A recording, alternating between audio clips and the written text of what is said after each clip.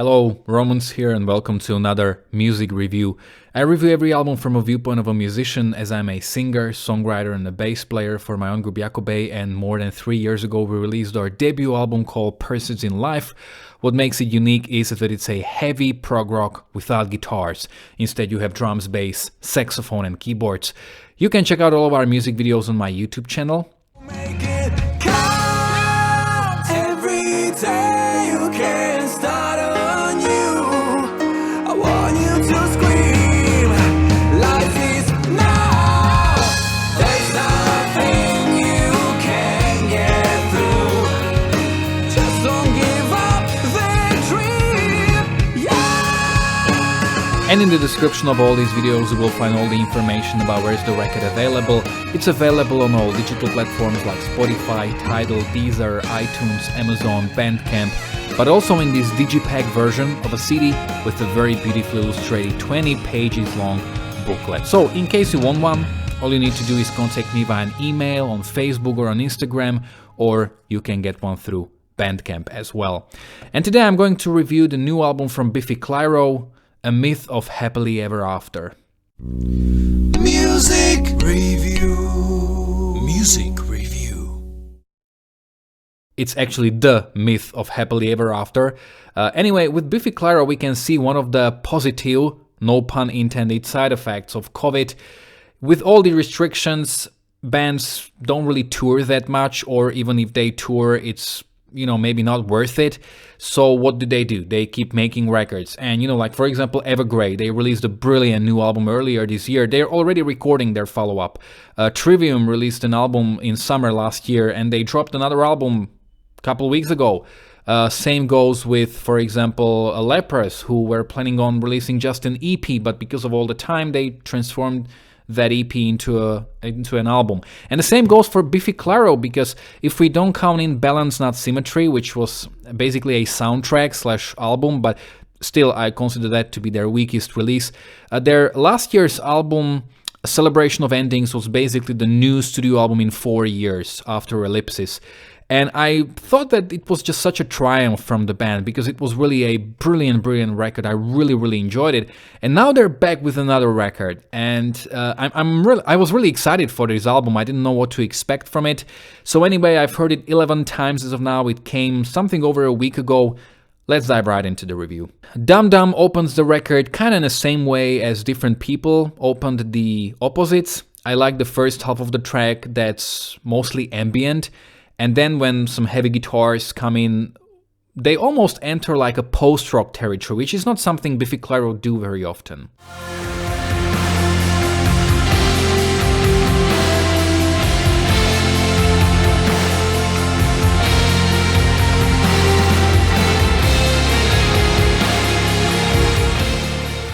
A Hunger in Your Haunt is a typical heavier, feel-good Biffy Clyro track.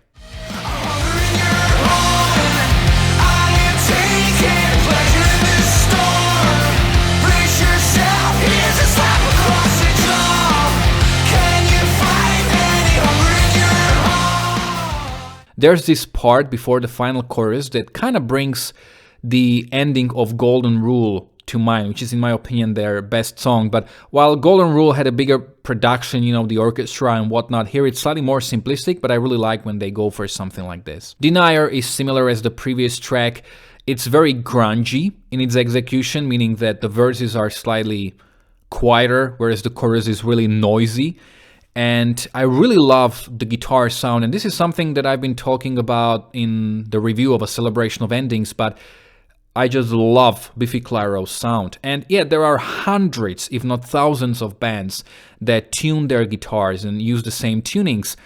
But the difference is that most of these bands, all of these bands, they use modern instruments. Whereas Simon Nail, if I remember correctly, he kind of uses like the old school guitars with all these tunings, and that kind of results in a very unique sound. And I think this is one of the things that really make them stand apart. This song has a really beautiful chorus with gospel-y vocals. I need somebody to love. I need somebody to care for, somebody to care. It's always been you. Separate Mission starts very much like Instant History from the previous album in terms of the rhythm, the vibe, the sound, but the song is quite different. It kind of goes its own way, and it has a very specific atmosphere that I enjoy. Before you spoke, you didn't mean it. You didn't mean a word.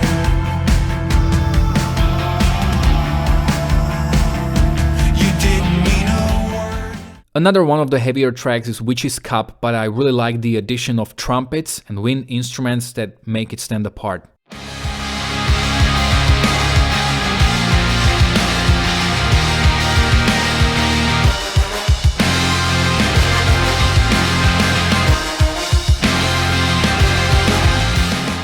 Holy Water starts like a typical acoustic Biffy Clyro song, but it comes with a plot twist, or shall I say song twist. Somewhere halfway through it changes its tone from being kind of chill, romantic song almost. How long can we survive? I'm on my knees begging, please.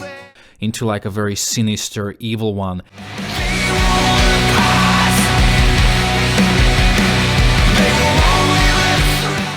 And I like how it defies expectations, because Biffy Clyro hasn't really changed that much since Only Revolutions, which I don't mean as a criticism, I really love their style.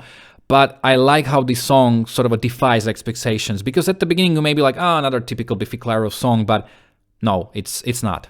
Errors in the History of God is a playful track with a lot of stuff happening. I like the arpeggiator synth that is quite prominent in the track.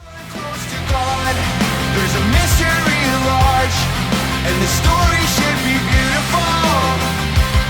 We're just another species to explore. Also, we've got a guitar solo, and it's just such a nice addition because Biffy Clyro are not necessarily a guitar solo-ish band, so we get solos very rarely from them, so whenever we get one, it's really worth it. Haru Urara. I'm definitely pronouncing it wrong. I don't care. This is like a pop rock song, and it has a bit of like a louder part in the middle. The highest was cut, but he refused to go down. I could hardly believe it when he didn't hit the ground. The fatigue started showing. Unknown Male 01 is a pop rock tune with a little bit of that gospel flavor, until it rocks up and changes the tone completely. It's almost like a different track, much heavier, much more screamy. But I like how it all comes together at the end melodically, and also I really like it when Biffy Clyro get heavy and a little bit proggy, like they do towards the end of this track. Kind of brings the midsection of Black Chandelier to mind, which is not necessarily proggy, but I really like it, or the whole ending of Golden Rule, or the riff of Sounds Like Balloons. Really great tracks.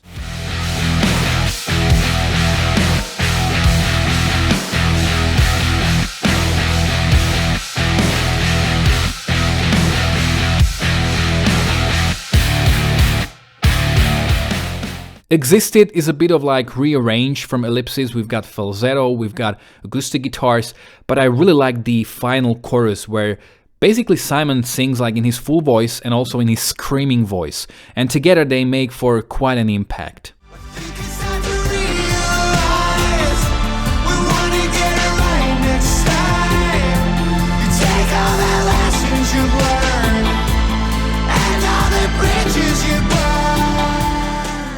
The final track is definitely the weirdest or the most experimental one, called Slurpy Slurpy Sleep Sleep, and basically for like the first 2 minutes it's very electronic, very avant-garde, until it transforms into more or less a typical rock Biffy Clyro tune, ending in a kind of a gospel ambient vocally thing, and then going back into that experimental part that we heard at the beginning. So very interesting track indeed.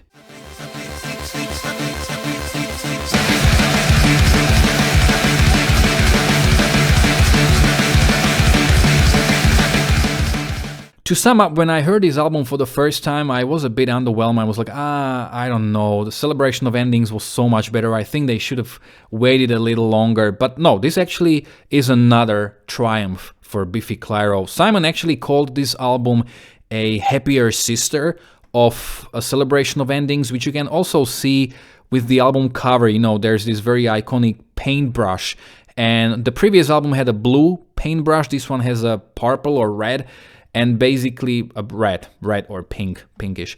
And basically it kind of shows that these two records are somehow connected together. And I think I read an interview that most of these tracks were written during the previous album sessions, but they just didn't make the cut, so they decided to make a separate album for that. I like the previous album a little more, but you know, Biffy Clyro just keep delivering, and there's basically no reason for you to not to like this album. I really love their style, I love their music, and yeah, as I said already, this is another great triumph for the band, in my opinion. Did you like this review? If you did, and if you like the videos I'm making, consider supporting me by purchasing my debut album Pursuits in Life, because I include audio samples in my reviews and thus making them the most informative and entertaining to watch. I usually run a risk of getting a copyright claim, meaning that I won't be able to monetize my videos, and whatever money a video earns goes to the author of the audio samples. I have no problems with that, as these bands and artists and performers, they deserve all the money they can get, but these videos are extremely time consuming, and basically the best and the only way how you can support me is by buying my debut album Pursuits in Life. By the way, the second album is on its way. It should be released sometime early next year, and if you like Biffy Clyro and their style, I think you're gonna dig both of these records a lot. Have you heard this album already? You can let me know in the comment section below whether you agreed or disagreed with me. If you are a Biffy Clyro fan, you can let me know how well do you think it compares to their previous albums, maybe which one is your favorite one. You can follow me on Facebook or on Instagram. You can find the links to both in the description of this video below. Also, if you like this video, don't forget to like, to share, to subscribe. You can check out my own original music, my live performances, my very successful Worst to Best series, and quite a lot of other reviews and series as well. Thanks a lot for watching.